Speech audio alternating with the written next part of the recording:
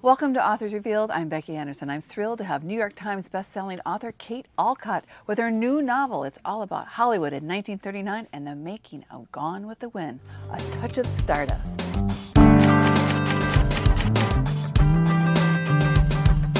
Well, Kate, welcome to Naperville and to Anderson's. Well, thank you. And congratulations on your new novel, A Touch of Stardust. Thank you. So it's only been out in the world, what, a little over 2 weeks now or so? Not even quite Not even that. So what are you hearing from your readers and your fans of your other historical fiction about this one, that now that it's out there? Well, people get fascinated when you tell them that you've written about something that is centered around the making of Gone with the Wind.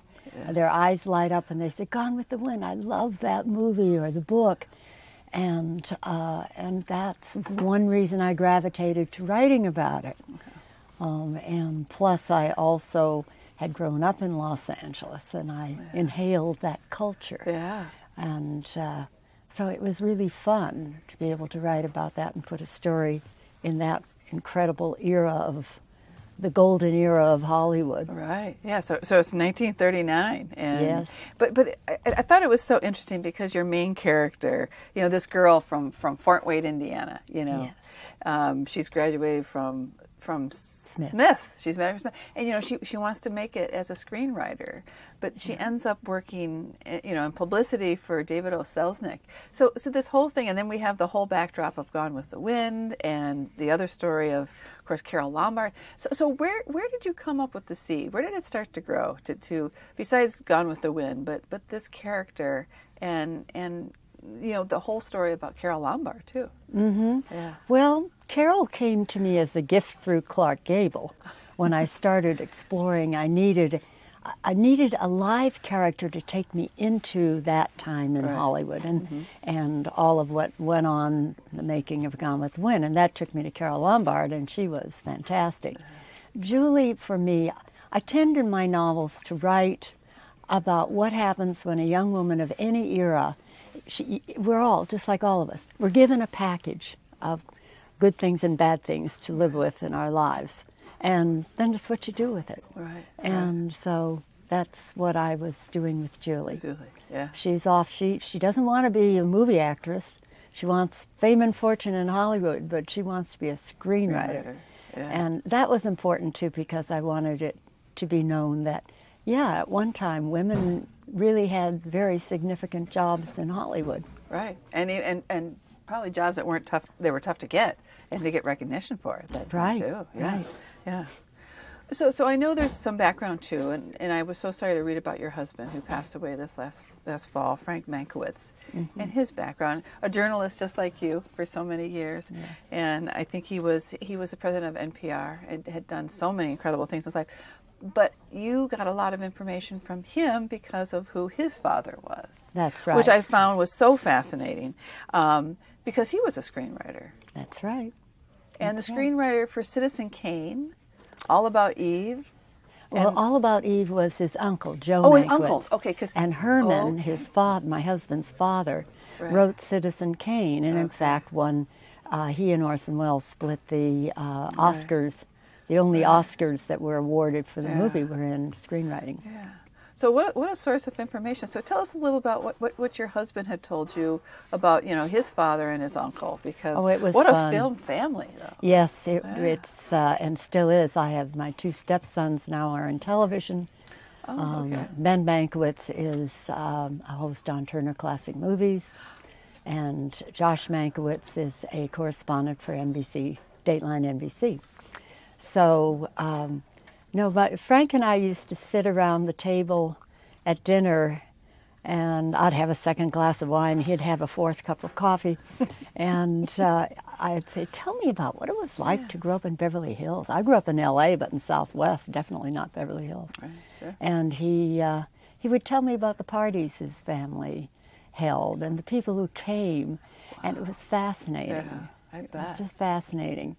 And so I said, you know what I'm going to do, honey? I'm going to place a scene in your home, if it's okay with you. And my characters are going to come to a party at the Mankiewicz home. Oh, how cool. Said, cool. Yeah. So we did. So have you seen the home? Have you been there and seen I have. It was under renovation, and Frank and I, he drove me by years ago to see it, and we saw it was empty, and no one was around, so we walked in. And he showed me where Herman worked, where his office was, over the garage, and the frog-shaped pool. All of this I write about in A Touch of Stardust. Oh, that is so cool. So that's sort of the family touch in there. That's so wonderful. So tell us a little bit about Julie Crawford. I found her character so interesting, but is she a little bit of you? Is she a little bit of, because of her dreams and becoming a journalist when you did too? But is she a little bit of you, or is she a composite of somebody else? No, she's a little bit of me. Right, wanting something, not sure if you can get it and whether or not you're going to be able to. Yeah. But she's also herself, right, built on sort of those fragments of a lot of wonderful women I've met over the years who set out to try and do something, break out of a pattern. Right. Julie does not want to stay home in Fort Wayne, Indiana and marry the guy that she was dating in high school and, play golf on the weekends and raise 6 kids. She wanted something different. She wasn't sure what, except she wanted it to be significantly involved with creating. And that's why she wanted to screenwriting. Right. And Julie was, I like Julie a lot. Yeah. Because I would imagine being in the film industry, besides being in front of the camera, but being behind the camera in any capacity, must have been tough, even in the silent era, and moving forward into the 20s, 30s, and 40s. I mean, it was probably tough to be having those positions that were normally that no one would ever think that it would be a woman. It was always a man. Well, actually, it's the opposite. Okay. That's one reason I wanted her to want to be a screenwriter. Right. Yeah. Because it was in the 20s and early 30s, women had significantly important positions. Okay. Mary Pickford and Frances Marion had a little business where they flourished with producing films. And screenwriting was, women were very much parts of that. But as the business became more lucrative, women got squeezed out, and it became taken over really by men. Yeah. So you must have done a lot of research, and I know you do this for all of your novels, but what other research you did besides all the things you got from your husband's family? And what did you do the study of the studio system and everything that was going on at the time? And did you go to any of the backlots where, any of this might have been? I did via the magic of YouTube, although I've been on some of them. And growing up in Los Angeles helped. Because I know the locations of some of the places. I know how at certain places in town on certain days of the year you can smell the ocean. And I know what it feels to walk in the sand at Santa Monica Beach and you get tar between your toes. Things like that. Sure. And these little details make a place and a time and add so much. Come alive. And I try to read in the era. In other words, read the stuff that was written then, not about the era, but by people in the era. Okay. So Carole Lombard, you came to her through Clark Gable, of course, Rhett Butler. Her name was Julie Alice Peters, but she was also from Fort Wayne. So it's so interesting you have these two, Julie sort of follows her, this famous star who had come from her hometown. What a incredible personality, a free spirit, someone who, she did who she was. There was no hiding anything. It was all out on the table. There was no artifice. And she really drew me a lot. She just kind of jumped off the page, when I'd be reading books and everything about her. And she was honest. She was kind. She helped many people. I have other friends beside my husband who are involved with the film business. A very close friend is the daughter of William Wyler, who was the director, and her mother was an actress who tried out for the part of Scarlett O'Hara. And so that was, you pick up little details, and that was a great deal of fun. Yeah.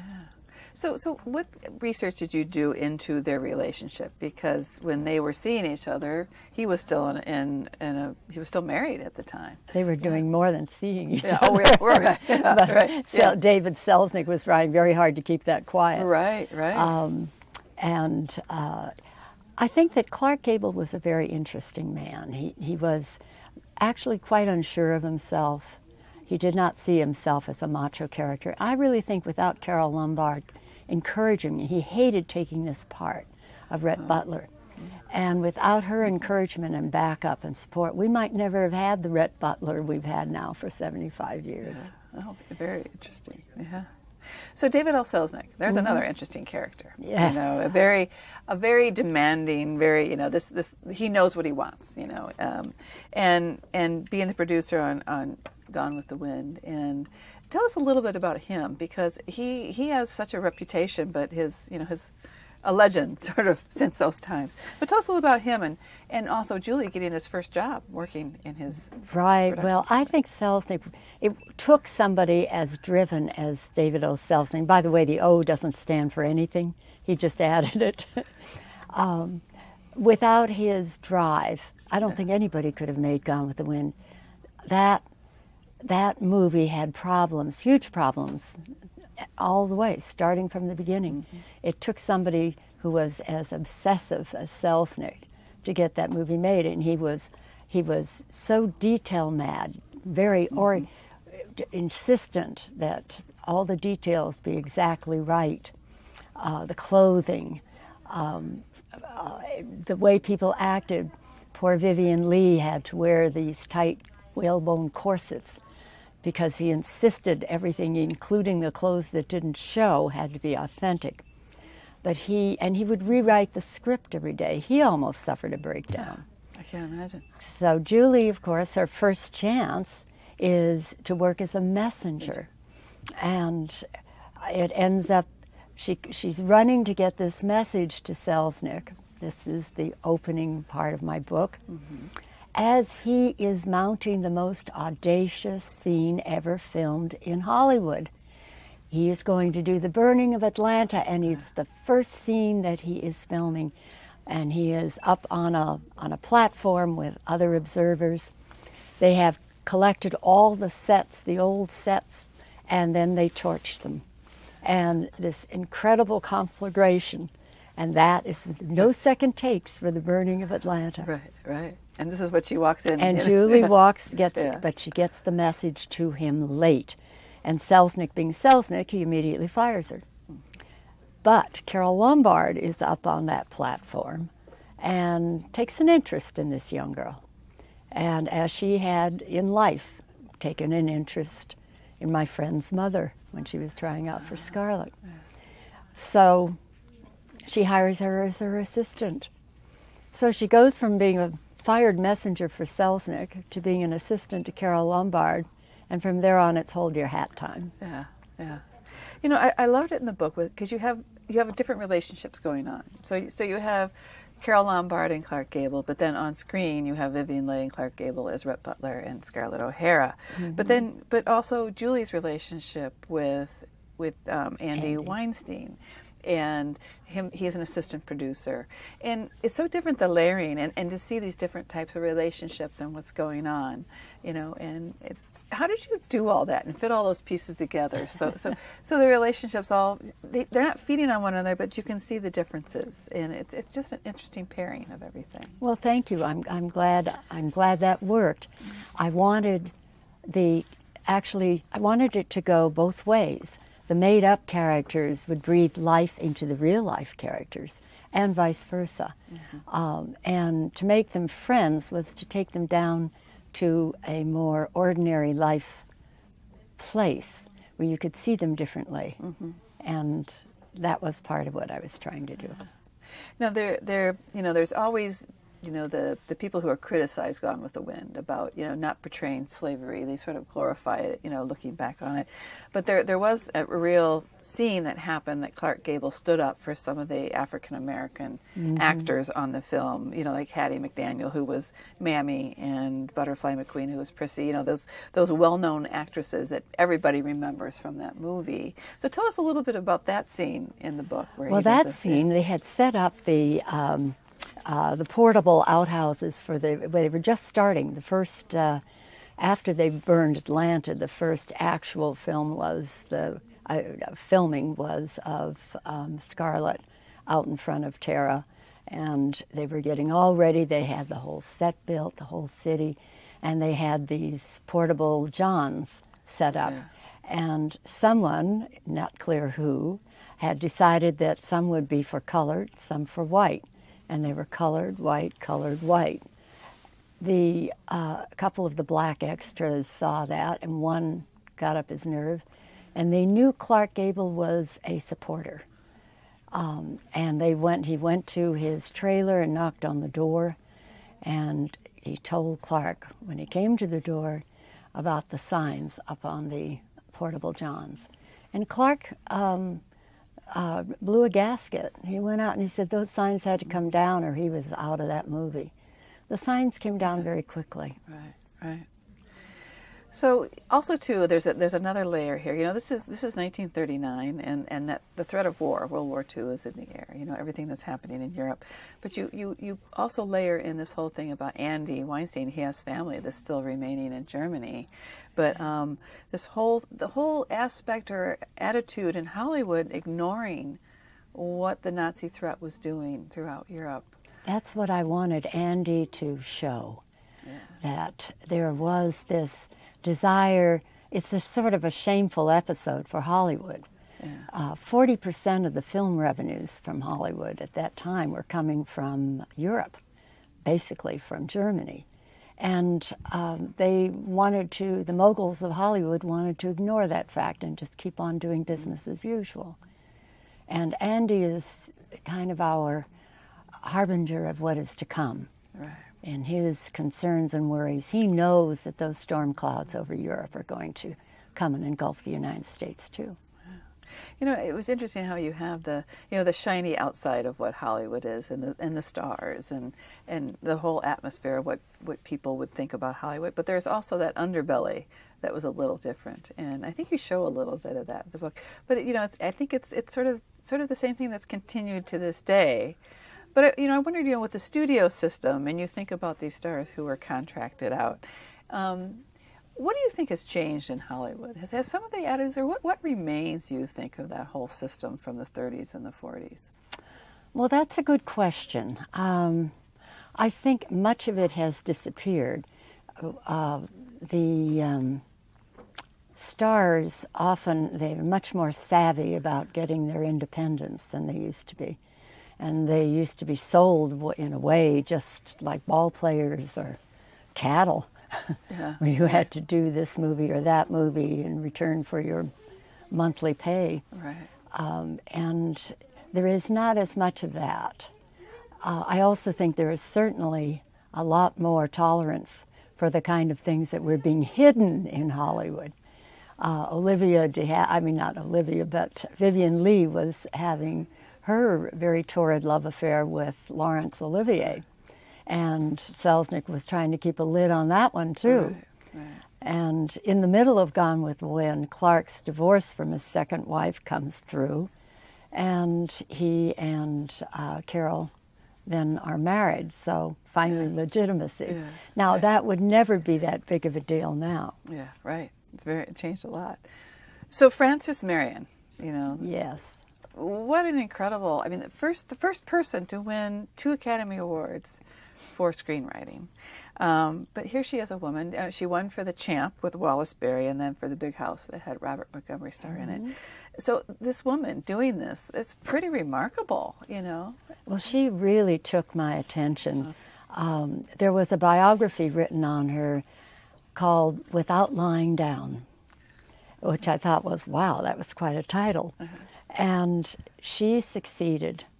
She did it on her skill and her and her wit. And she was quite successful in Hollywood.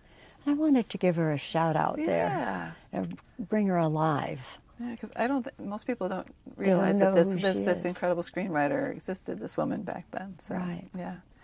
So your previous historical novels and have women that are, and I think you mentioned this a little bit before, about, they're fighting odds, they're against the odds. And, whether it was in The Dressmaker, you have a woman who's surviving the Titanic, or the daring ladies of Lull, in Massachusetts with all the mill workers and things like that. And then also your other book, The Glory Cloak, about Clara Barton. But all these women facing adversity, in some way, shape, or form. What draws you to these stories? What aspects of these struggles? Well, one of the roots, I think, might be my own mother. The scene that starts The Dressmaker out, where she is working as an upstairs maid, and she walks into the hall carrying the soiled linens and sees the mirror and the cap on her head, and takes the cap off and throws it at the mirror, goes down to the docks and books passage to the United States. Now, for my heroine, she books passage on the Titanic. Yeah. My mother did not sail on the Titanic, but that was her story too. Okay. And I think that idea of, back to what we were saying earlier, taking whatever you've been doled out and trying to find a new way, a new direction. Yeah. So that were the books, and you mostly historical fiction and some nonfiction. And as Kate Alcott, you're writing under a pseudonym.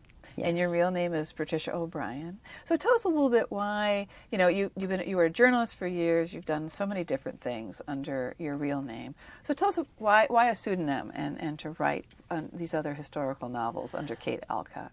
Well, Kate Alcott was born because I was having trouble selling The Dressmaker.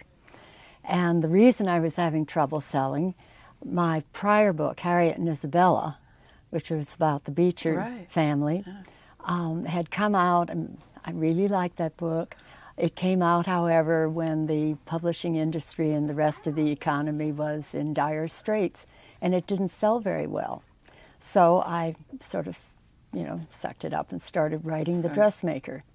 And when I finished The Dressmaker and sent it to my editor, she turned it down. I was shocked.